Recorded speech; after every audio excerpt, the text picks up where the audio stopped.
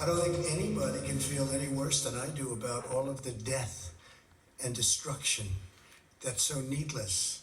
Nobody has spent more time late in the evening thinking about what's happened to this country in a short period of time.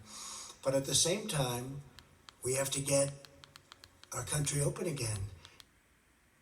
And as we speak, dozens of states are mapping out their individual reopening plans, some faster than others. Georgia, Texas moving quickly, yet neither state has met the 14-day decline in coronavirus cases that's recommended by Donald Trump's government. At the top of the hour, their stay-at-home orders will officially be lifted.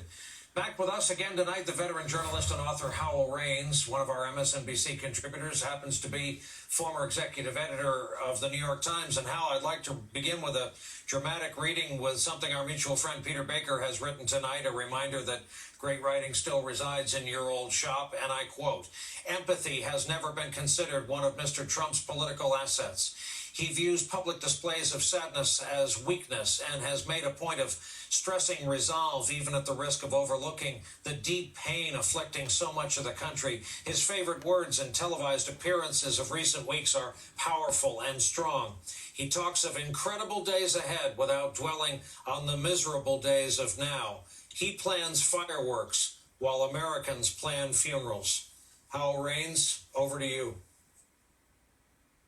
Peter has, as usual, given us a message from the center of this White House that is essential reading. As Americans, Brian, we're not used to dreading the future, nor are we used to fearing our president. But the fact is that we are living through now a failure of presidential leadership so epic, so sweeping, that historians and political professionals will be studying it for decades.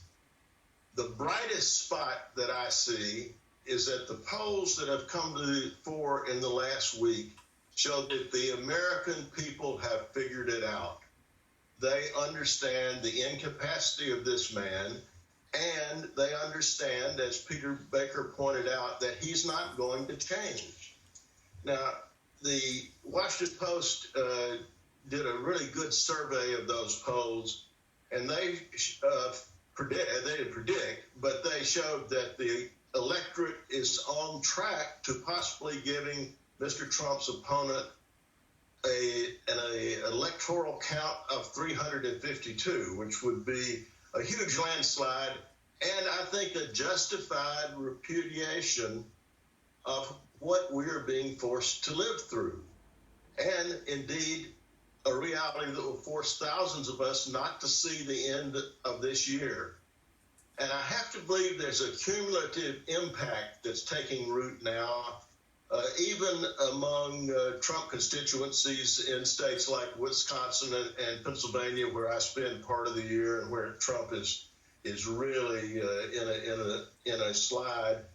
And the insult factor I'm talking about was epitomized, I think, by Jared Kushner's remark yesterday that he and the president are living a great American success story.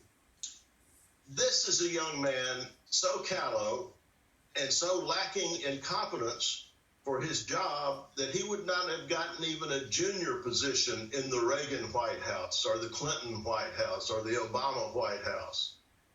And yet, we know from good reporting in both the Post and the Times that he is, in fact, the de facto chief of staff and probably the greatest influence on health policy that's affecting our lives next to the president, probably outranking even Dr. Fauci. So this, to me, this is a metric of where we are with this presidency. But I think last week and the